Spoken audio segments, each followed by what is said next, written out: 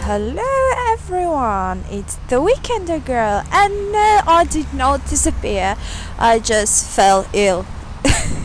That's the story of my life. First filming in winter and then falling ill.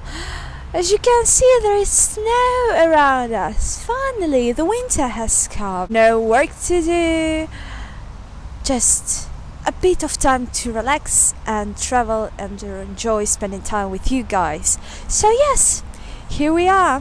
Today we are in Tver.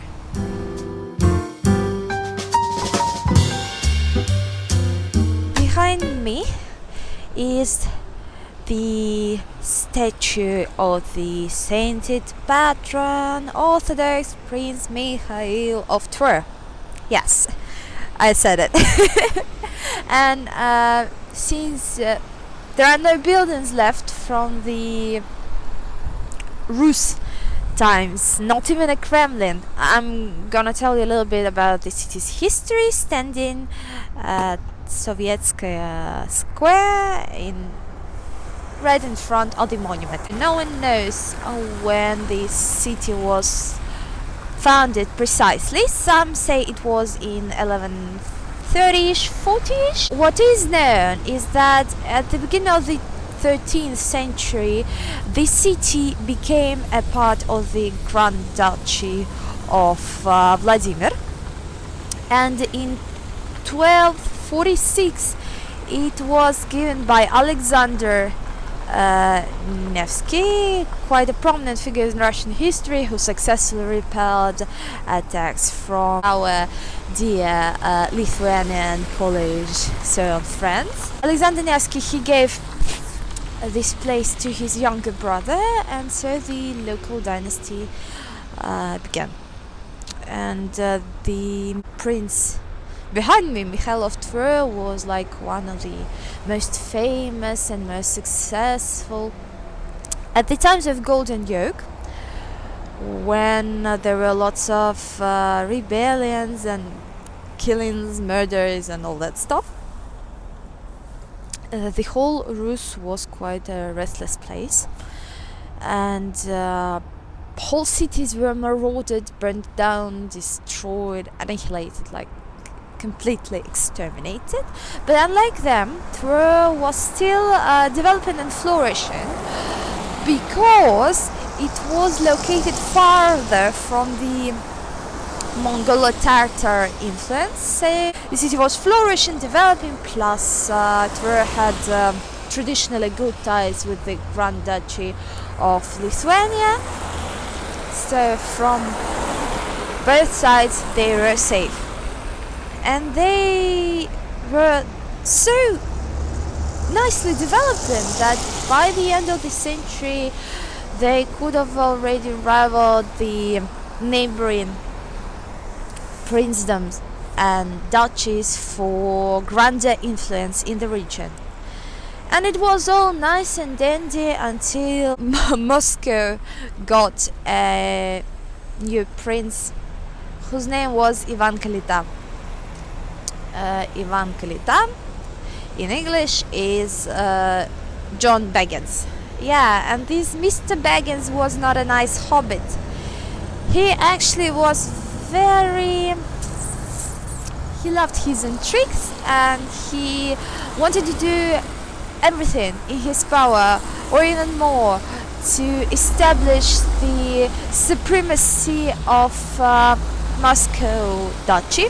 And so these Mr. Baggins came to Smaug the Golden Yoke and paid them money and told them that Tver was intent on rebelling against them and establishing their supremacy in not only in the region, like in the Tver region, but in the whole the then Rus.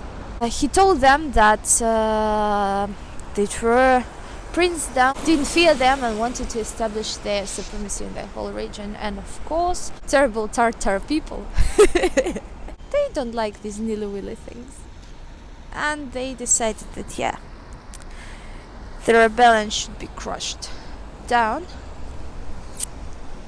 And so they came and destroyed the city. And rebellion was forcefully and quite brutally repressed. Most of citizens were killed, enslaved, had to run away, and basically it brought an end to their increase in power. And then there were many internal struggles and troubles with Moscow as usual. Lots of dynastic things battling for the throne, and the influence was decreasing until the end of the 15th century, when Ivan the Great, the grandfather of Ivan the Terrible, occupied the city and made it a part of Moscow princedom. And by the time the rule of Ivan the Terrible began, it was already a part of Moscow Rus, just like most of the cities around Moscow. They, however, had an opportunity to change the situation in the middle of 15th century, when the Grand Duchy of Moscow suffered from internal struggles for power and for the throne. So yeah, Tver region rose to its prominence again, and at the time the then Prince of Tver, Boris, he actually made quite a lot of agreements with the Lithuanian, the people of Novgorod, even with the Horde. However, as every country or duchy, these organizations require lots of money. So he sent one of his people named Afanasy Nikitin in search for India. Well, to be precise, in search for gold and power and diamonds. But yes, this man actually, Afanasy Nikitin, he went looking for India, and he found it. He was the third person in known history, right after Marco Polo and Niccolo de Conti, who went to India, and he actually left a travelogue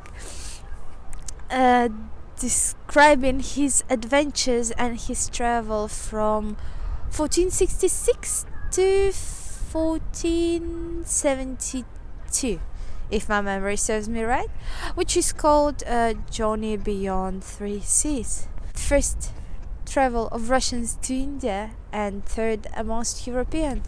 Something definitely to be proud of. Unfortunately, even his successful trip didn't help the Tver monarchs because then Ivan III came, and history took its known course. It is actually worth mentioning that what Tver lacks in let's call it landscape, yes, what it lacks in buildings and monuments, although some may disagree with you because there are lots of churches, monasteries and such stuff. It covers with a number of museums. There is even a goat museum. As far as I know, it's about the symbolism and the fact that the symbol of goat appears quite often throughout the whole history of the place. There are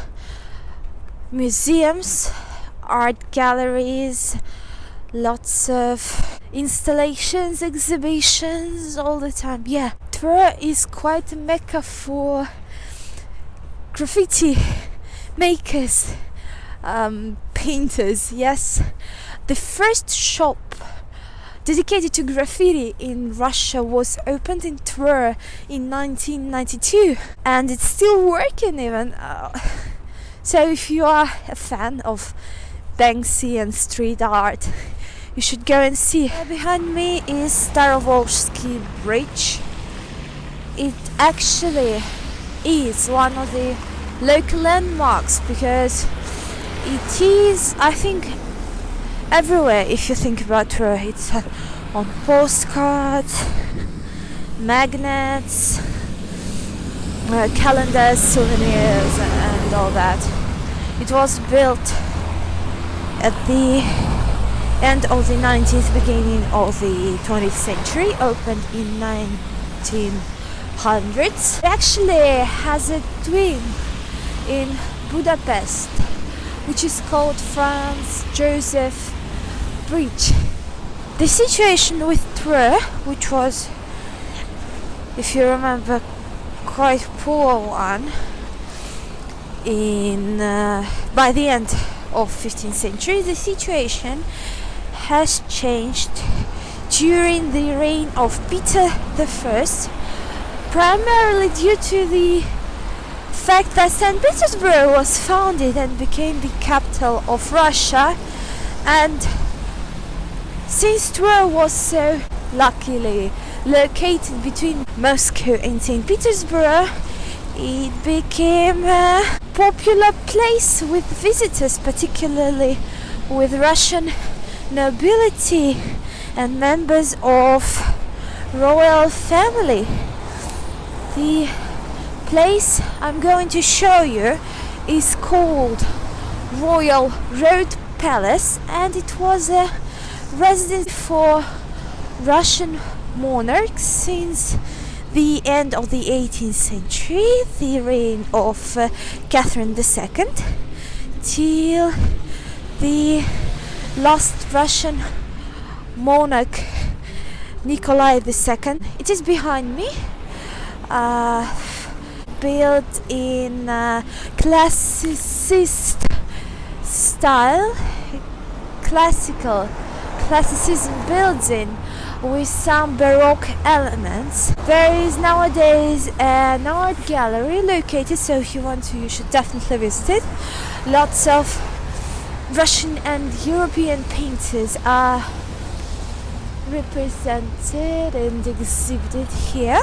Concerning the fact that the place was popular with nobility, there were lots of salons and clubs here. For example, Alexander I's sister.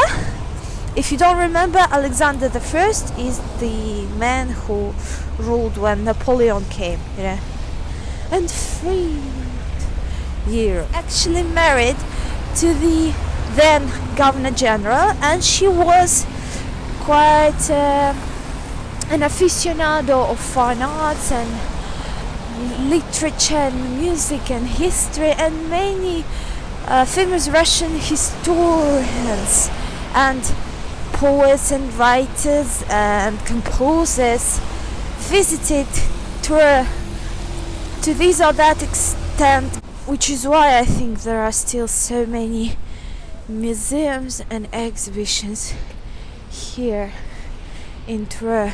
But unfortunately, it all lasted only till the 20th century, and then the revolution, the communists, and the